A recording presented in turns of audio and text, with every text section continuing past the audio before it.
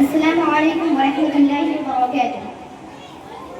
نحمده ونصلي على رسوله الكريم اما بعد. اڑائے کچھ برق لالا نے کچھ بلبل نے کچھ گلے، اڑائے کچھ برق لالا نے کچھ بلبل نے کچھ گلے، چمن میں ہر طرف بکھری ہوئی ہے داستاں میری. محترم اساتذہ کرام اور میری پیاری بہنوں، آج جشن آزادی کے موقع پر میں جس عنوان پر لب کشائی کی جسارت کر رہی ہوں وہ ہے مسلمان اور آزادی. حضرات، یوں تو باطل فرقہ پرستوں کی طرف سے طوفان آتا رہا، فتنہ فساد کا سیلاب آتا رہا، مگر حق پرستوں کی جاباز قوم نے ان باطل طاقتوں کا رخ ہمیشہ کے لیے دشمنوں کی طرف موڑ دیا. آج عالمی پیمانے پر مسلمانوں کے خلاف سازشیں ہو رہی ہے، اسلام کے خلاف تحریکیں چل رہی ہے، مسلمانوں کو ظلم و ستم کا نشانہ بنایا جا رہا ہے، اور یہ ٹکراؤ ہمیشہ ہوتا رہے گا، کیونکہ یہ حق و باطل کا معرکہ ہے، نور و ظلمت کا معرکہ ہے، توحید و شرک کا معرکہ ہے، جو تا قیامت جاری رہے گا. تاہم آج کی اس قومی یادگار کے دن جبکہ ہندوستان کے گوشے گوشے اور خطے خطے میں مختلف تنظیموں، اداروں، اسکولوں اور کالجز میں غیر معمولی دھوم دھام سے آزادی کا 79 سالہ جشن منایا جا رہا ہے، غلام ہندوستان کی داستان اور آزادی کی کہانی سنائی جا رہی ہے، مجاہدین آزادی کو خراج عقیدت پیش کیا جا رہا ہے. بہنیں، اس وقت میں ہمیں بھی ایک طرف جب اسلاف کی قربانیاں یاد آتی ہے تو ہاتھ دعائی وقت کے لیے خود بخود ہو جاتے ہیں، اور دوسری طرف ہندوستان کے مسلمانوں پر ظلم و ستم کی رودات سامنے آتی ہے تو خون کے آنسو نکل پڑتے ہیں، اور دل سے کیسی آہ نکلتی ہے کہ اگر ہمارے اکابر اسلاف کو اس کا تصور بھی ہوتا تو خدا کی قسم وہ لوگ کبھی اس ملک اور نیزوں کی غلامی سے چھڑانے اور ہندوستان کو آزاد کرانے کے لیے اتنی بڑی قربانیاں نہ دیتے.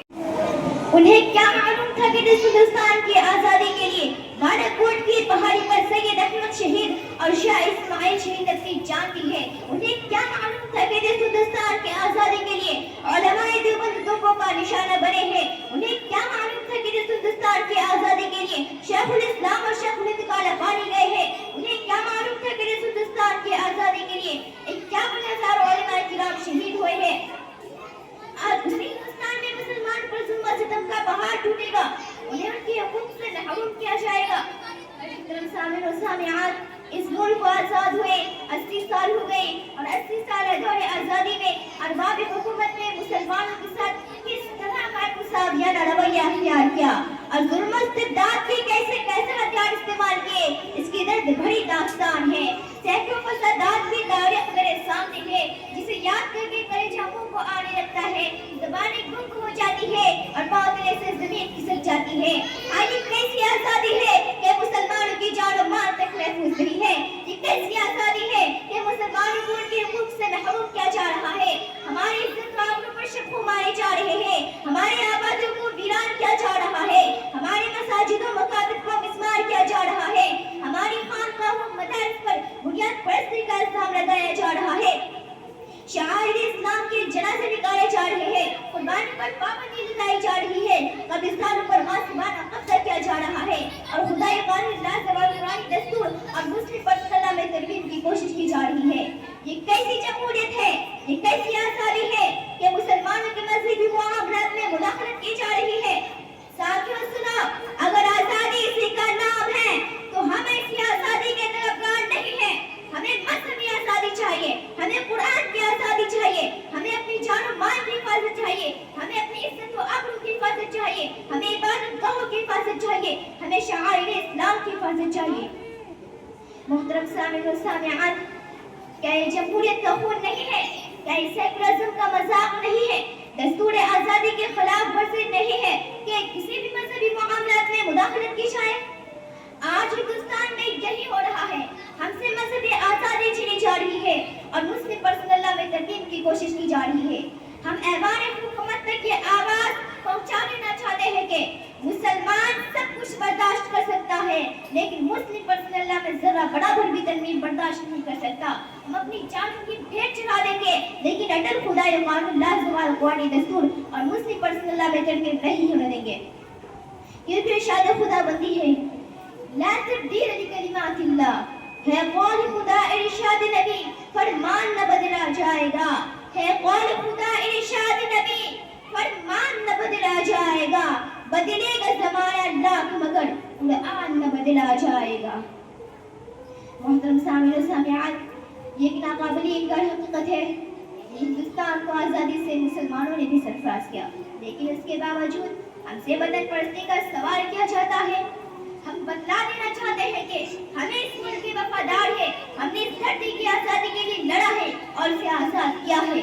جب گلستان حقوق کی ضرورت پڑی سب سے پہلے ہماری ہی گردن کٹی. پھر بھی کہتے ہیں ہم سے یہ اہل چمن، یہ چمن ہے ہمارا تمہارا نہیں. محترم سامعین و سامعات، آج ہماری تاریخ کو مٹانے کی کوششیں کی جا رہی ہے. جنگ آزادی کی تاریخ سے ہمارے ناموں کو نکالا جا رہا ہے، ہمارے کارناموں کو بھلایا جا رہا ہے. اور ستم بارہ ستم یہ ہے کہ ہم سے یہ سوال کیا جاتا ہے کہ تم نے ہندوستان کو کیا کیا. اے محبان وطن، جاؤ ہمالیہ کی بلندی سے پوچھو، گنگا کی گہرائی سے پوچھو، سرزمین ہند کی شادابی سے پوچھو، ہندوستان کے صحرا سے پوچھو. یہ سب کے سب تمہیں بتلائیں گے کہ ہم نے ہندوستان کو کیا کیا دیا ہے. یہ سب کے سب ہماری عظمت کی گواہ ہے. ہندوستان کا چپا چپا اس پر شاہد ہے. بتاؤ ہندوستان کو قطب مینار کی بلندی کس نے دی؟ جامع مسجد کے پرشکوہ عمارت کس نے دی؟ لال قلعہ کی عظمت کس نے دی؟ تاج محل کی رونائی کس نے دی؟ 100 بار سوارا ہے ہم نے اس ملک کے گیسوے پر. ہم کو یہ اہل جنوب بتلائیں گے کیا ہم نے دیا ہے عالم کو. میری پیاری بہنوں، ہندوستان کی آزادی کو 80 سال ہو گئے. آپ سنجیدگی سے اس 80 سالہ دور حکومت کا جائزہ لیجئے کہ کہاں کہاں مسلمانوں کو کتنا حق ملا ہے. معیشت ہو یا تجارت، سیاست ہو یا ملازمت، ہر موڑ پر مسلمانوں کو مفلوج و مجبور بنا دیا گیا ہے. ہماری ترقی کے راہوں پر رکاوٹیں حائل ہیں. قدم قدم پر اقلیت کا لڑا اٹکایا جاتا ہے. آج حکومت کے ایوانوں سے لے کر ملازمت کے میدانوں تک اقلیت کا نعرہ لگایا جاتا ہے. ہم ان لوگوں تک یہ آواز پہنچا دینا چاہتے ہیں کہ جن کے ہاتھوں میں زمام اقتدار ہے کہ اگر تم ہندوستان کی سالمیت چاہتے ہو تو مسلمانوں کو وہ حق دو جو جمہوریت کے آئین سے ملنا چاہیے. مسلمانوں کو ہر طرح کی مذہبی آزادی دو، تبھی جا کر ہمارا ملک آباد ہو سکتا ہے، ترقی کر سکتا ہے. دعا ہے کہ اللہ تعالی ہمارے بزرگوں اور مجاہدین اس آزادی کی قربانی کو قبول فرمائے. آمین یا رب العالمین. وما علینا الا البلاغ.